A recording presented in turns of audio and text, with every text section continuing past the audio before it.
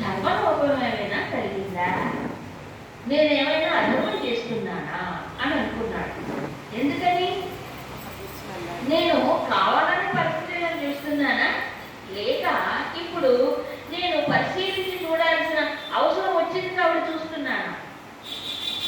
ఈ రెండింటి మధ్యలో చింతన, అవునా కదా? ఆలోచించాడు స్వామి. ఆలోచించి మళ్ళీ తనలో తాను పరిశీలన చేసుకున్నాడు. పొద్దున్న మనం చెప్తున్నాం ఆత్మ పరిశీలన. పొద్దున్న ఏం చెప్తున్నాం భగవద్గీతలో? తన్ని తానే ఉద్ధరించుకోవాలి, తను తాను దిగజార్చుకోకూడదు. తన మనసే తనకు శత్రువు, తన మనస్సే తనకు మిత్రుడు. ఎప్పుడంటే ఇదంతా ఆత్మ పరిశీలన చేసుకునేవాడి అంతర్మతనం, సెల్ఫ్ ఇంట్రోస్పెక్షన్ అంటారు.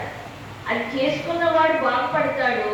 అది చేసుకోనంత కాలం మనిషి ఎప్పుడు మామూలుగానే ఉండిపోతాడు.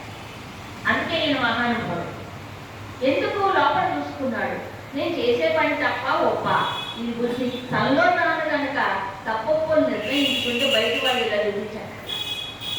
తను తాను పరిశీలించుకోకపోతే ఇంకోటి చెప్పినా కూడా అర్థం కాదు, అవునా? కాబట్టి నేను తప్పు చేస్తున్నానా? పరిస్థితులను చూడటం తప్పు, నిద్రించి ఉన్నారు, ఆగమర్చి ఉన్నారు, నేను పరిశీలనగా చూస్తే తప్పు కాదా? ఆయన మహానుభావుడు కాబట్టి ఆలోచించారు. ఈనాడు తప్పే బాబు, అన్నీ ఒప్పులే. ఇది కలిగిపోయి కదండి, ఏది తప్పు కాదు. పొద్దున్న ఏంటంటే టీవీలో అందరూ చూసేది ఏమిటండి? మంచి దృశ్యాలు ఏమైనా ఉన్నాయా? మంచివి ఏమైనా వింటున్నారా? కొంతమంది వింటారు, కానీ 90% ఏ చూడకూడదు అవే చూస్తున్నారు, ఏది వినకూడదు అదే వింటున్నారు, ఏది చూపించకూడదు అదే చూపిస్తున్నారు. ఇంకా సమాజం ఎలా బాగుపడుతుంది చెప్పండి? ఒక్కసారి సీతాన్వేషణ సమయంలో ఆంజనేయ స్వామి వాడిని పరిశీలనగా చూసినప్పుడే ఇంత ఆలోచించాడే. ప్రతిరోజు మానవులు చేసేదానికి ఎలా ఉంటుంది సమాజం చెప్పండి? ఇప్పుడు మనిషిలో మంచి ఆలోచనలు వస్తాయా? సద్భావాలు కలుగుతాయా?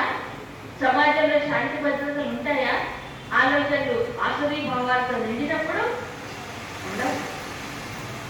కాబట్టి ఎందుకు సుందరకాండ చదవాలంటే మనిషి ఎలా జీవించాలి, ఎలా డిసిప్లిన్డ్గా తన మనసును తాను నియంత్రించుకోవాలి, ఎలా పరిశీలించుకోవాలి, అందుకు మనం ఈ చదువు